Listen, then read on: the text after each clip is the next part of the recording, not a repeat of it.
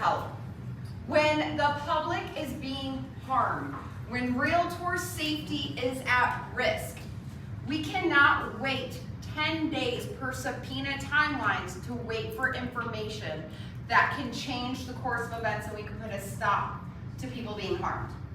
A great example of this is since the commissioner's been in office starting in February, we have dealt with situations I never thought would be real, especially in real estate. Like, I know I hear about things, but until you experience it, you just kind of are like, sure, the news is real, right? We had a human smuggler that held a license. He was entering properties in Maricopa County. And no, he wasn't convicted yet. You want me to wait for that process? You might as well have 1,000 more people harmed, right? I had to wait 10 full days to receive the information we subpoenaed out for. That's a problem because how many more homes and lockboxes did he have access to, right? So I'm asking for your support as members to say, hey, we're willing to step up, give you an email address to send a subpoena because you still need to make sure that we've requested it properly so you can say you protected your members, okay? But be able to react to us within 3 days versus 2 weeks. We all on board to help each other? Yeah. Yeah, that's awesome. Thank you. All right, I'm going to go into the next topic, which I've been asked to speak on quite a bit because Commissioner Nicholson, that's my boss, her name's Susan, really, she's fantastic. She has been terrifying the state all the way to the fact that people in DC are calling our office about joint ventures and affiliated business agreements. Now the thing is, I think the people in the room today probably are all on the right side of the law. But I'm going to keep you there because RESPA, as we know it federally, which we've been talked to about for years as realtors, is overseen by the CFPB.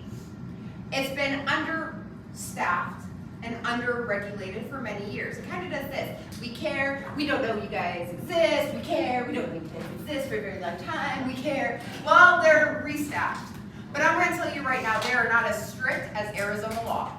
Arizona law does not carve out the exceptions that RESPA carves out for joint ventures and affiliated business arrangements. What does that mean? That means as a real estate practitioner that holds a license to help assist in buying and selling houses to transfer of properties, if you receive any compensation or anything of value based on escrow services or title insurance sales, which is every one of your closings, that is illegal. Period. It's not allowable. If you do not believe me, please write down the statute 20-1585. You can write it down even if you believe me. I'm not going to like come call you out. I'm like, hi, I'm taking it. You have joint venture. Why is this such a big deal? A few reasons, guys. Let me ask you, if you own a title company or an escrow company or part ownership, remember, all your name has to be is on the piece of paper that says you're any kind of interest. I don't care how many corporate commission documents I have to dig into to figure it out. That you own the LLC that owns the LLC that owns the corp that owns the escrow company or title company. Any kind of ownership interest is a problem because you are now the one that pays that escrow officer, right? And haven't we heard our whole lives, who wants to bite the hand that feeds them?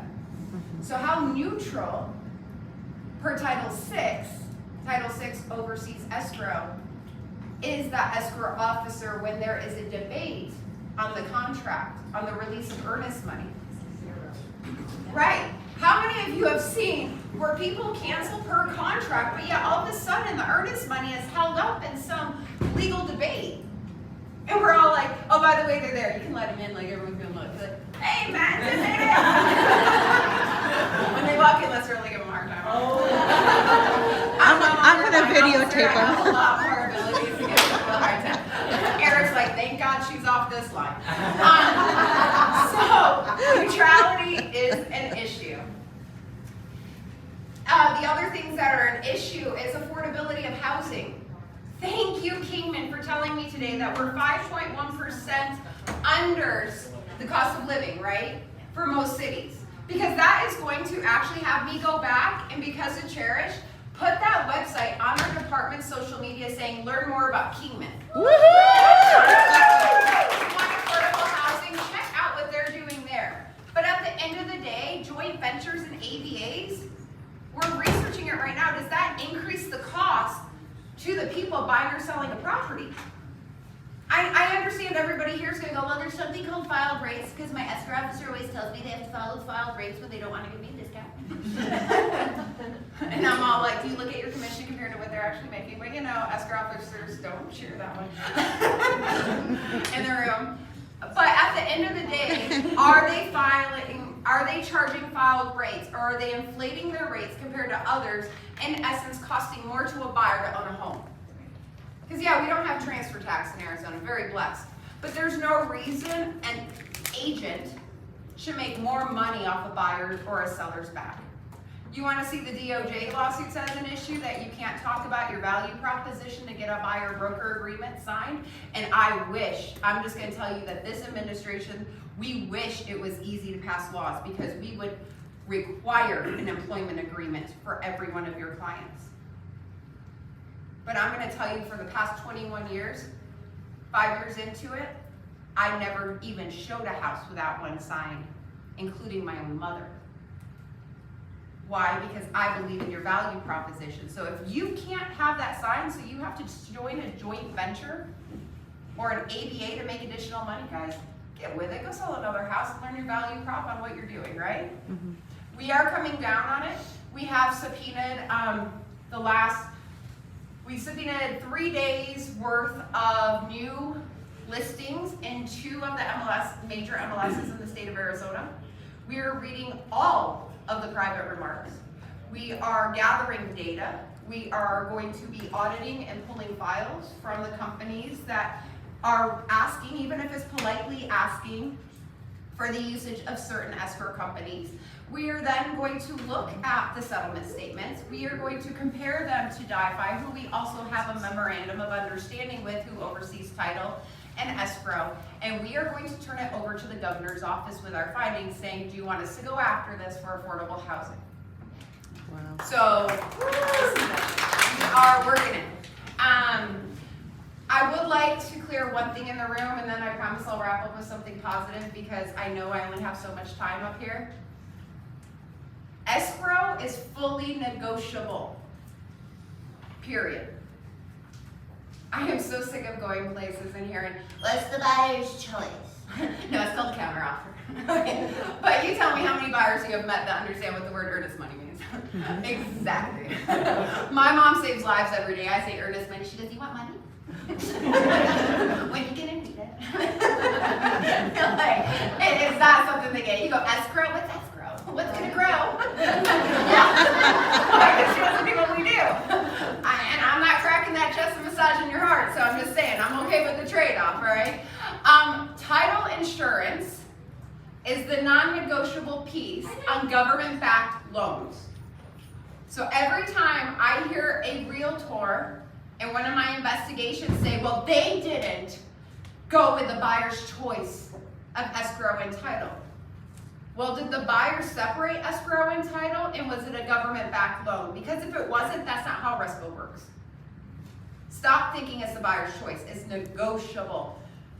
VA, FHA, you're right. A buyer can choose title insurance, and the moment you unpackage them together, the moment that just increased cost. Okay? So I need you to think further that this is just my favorite EO. Explain why they should probably use the escrow officer because of the job they do. Explain what title insurance means. Attend courses to understand it, because that's your job. But the moment a realtor says that to me, or a licensee says it, I go right to 32. By the way, I've spent 2.5 months memorizing the law book. It's on azre.gov. I go right to ARS 322153B7, incompetence. Should you even be practicing if you don't understand the basics? We are no longer a department who just looks at your response and looks at the complaint and closes it out. We are a department who goes into the weeds, and we want to know that the buyer and the seller at all times had control of the transaction, the agents were following through informed consent of the parties, and we're weeding out the bad apples. Because this is not about money. You should make an honest living. You should make a good living. But this is about the people you serve, and we are here to stand with who we serve at the department, which is the public of Arizona. That includes you. Do I have 2 seconds, or am I still good? Okay, couple last things. Deed fraud, we do have a bill coming out on deed fraud. We have met with the Secretary of State. We have met with county recorders. We are trying to put together a bill to make Arizona less attractive to get listings that aren't really those people's houses and properties. I bet you guys get vacant land issues all day long here, right? All day. Okay, just tell me, if I roll the dice, am I always gonna get 7 or 11 in craps and win? Right, if you get a call and someone's like, I don't care where you price it, I need a cash buyer, I need it now, I'm not gonna meet you, just send me the documents. You think as a realtor you're that lucky to get a listing that way? Come on now. All I gotta do is hit send? That is so cool. All right, so there's nothing about real estate that boils down to luck. Everything about what we do is hard. To get clients, to keep clients, to close houses, is it easy? Keep looking for the button. It is hard. First of all, trust your gut. Secondly, we have fraudulent transactions closing, where the escrow company is now paying out through title insurance, because they are all bundled somehow, like they're all owned in this weird world somehow. Okay? And the brokerage is refusing to call them back after finding out it was a fraudulent sale to return compensation. Why? Because nothing in Title 32, which you're under, states that you have to ask for an ID. Last time I went to the city dump, the city dump to dump off the garbage on the back of my husband's truck because I didn't want it in my driveway anymore. They checked my ID. But to take a listing agreement, I don't need to even look or ask for any identification. Like, okay, it's yours. Well, I would believe Cindy. I mean, there's something about her. I'm like, I'm sorry. Right? But if we don't even have the gumption, how dare us call ourselves professional? If we can't take proper steps to identify someone and then don't have the guts to call escrow back and return money, how dare us stay in the business? And I say us because 2.5 months ago I was one of you for 21 years, and it's really hard to let go of that. It's really hard to not be a broker overseeing 400 agents out of my office, helping oversee 3,000 on a daily basis, and basically asking for forgiveness when I don't answer the phone because I had to use the restroom, right? Like, thank you to all of you for what you do. But I'm telling you how we're looking at it is by the lens of a brokerage. And we are looking at changing things to make professionals more accountable from the beginning of a transaction. Not saying, well, it's escrow's job, it's title's job. No, title's the people who stay at the office until 11 p.m. to make sure you close on time. Title's the people that take all the abuse because they got loan docs like literally 30 minutes ago and we're asking why they're not signing them yet, right? They're the ones that really make it come together. We're the front line. Who sees the people, the front line? So next time you think about not returning and helping title, what I want you to think about is if a person asks you to give them a ride to the bank, and you're like, yeah, no problem. And they're like, will you just wait for me? And they get in your car after going in the bank. You don't know what happened in the bank. And they go, thanks so much, here's some gas money. And they hand you $50 from their loot bag. They just robbed the bank. Are you an accomplice? Yep. So what do you want to be in deed fraud? Do you want to be an accomplice who takes a compensation because escrow should have known better? Or do you want to be a professional that helps us advocate and protect the people of Arizona? With that, guys, please continue to do your education. There are a lot on deeds, non-consensual liens. Leanne gave you, put together a great opportunity with Jesse. We really urge you to take classes in regards to wholesalers if you're working with wholesalers, and where the department will be seeing your knowledge base on what you should be educating your wholesale clients on, just like we educate our flippers with the Register of Contractor laws. If they want to extort sellers by filing non-consensual liens because they have equitable title, I have those cases right now, and I am going after the licensees for incompetence and dishonest dealings. So please know what you're doing. And education's going great. We're gonna probably be changing a lot of those online courses and not renewing many of them moving forward. because we want all courses to have interactive situations where the licensees who are taking the courses don't only take a 3-hour course between 9 p.m. and midnight, but actually somewhere in that it says, hey, time for a selfie, send it to your school so we can verify who's actually taking courses. And with that, guys, we are working on Wildcat subdivision, water issues, tons of stuff. Would love to hang out with you more, but then that would take away from Matt and Tim, even though I don't mind. But they're great. And I will tell you, we have a fantastic working relationship between the department and the Arizona Association of Realtors and every single association in Arizona. Would love to continue that with you guys. Please let me know who you are if you want to be part of my subject matter experts. And it was great getting to know you today.